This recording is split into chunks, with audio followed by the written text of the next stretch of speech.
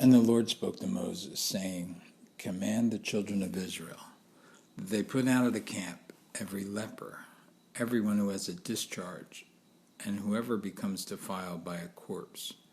You shall put out both male and female.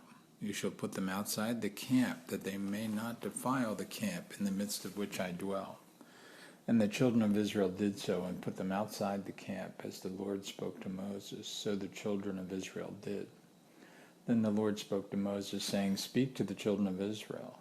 When a man or woman commits any sin that men commit in unfaithfulness against the Lord, and that person is guilty, and he shall confess the sin which he has committed, he shall make restitution for his trespass in full, plus 1/5 of it, and give it to the one who has been wronged. But if the man has no relative to whom restitution may be made for the wrong, the restitution for the wrong must go to the Lord for the priest, in addition to the ram of the atonement, with which the atonement is made for him. Every offering of the holy things of the children of Israel, which they bring to the priest, shall be his, and every man's holy things shall be his. Whatever any man gives the priest shall be his.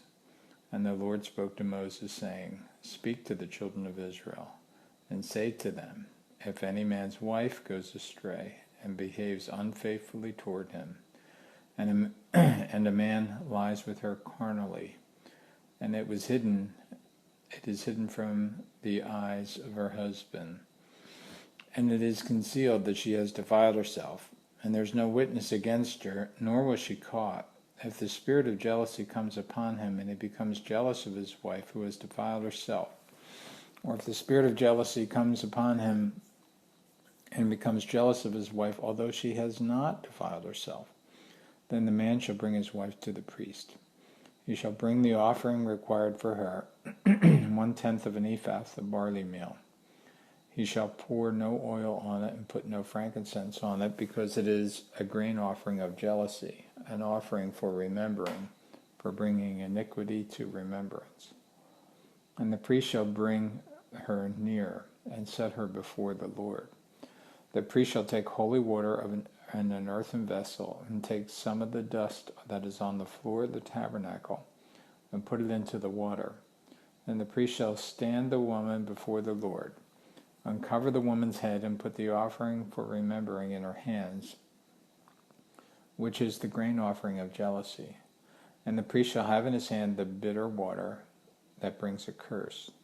And the priest shall put her under an oath, and say to the woman, If no man has lain with you, and if you have not gone astray to uncleanliness under your husband's authority, be free from this bitter water that brings a curse.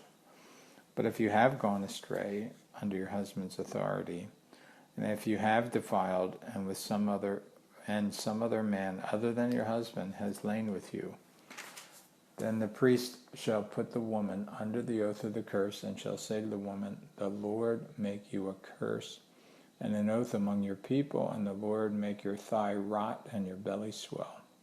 And may this water that causes the curse go into your stomach, and make your belly swell and your thigh rot. Then the woman shall say, Amen, so be it. Then the priest shall write these curses in a book, and he shall scrape them off into the bitter water, and shall make the woman drink the bitter water that brings a curse. And the water that brings a curse shall enter her and become bitter.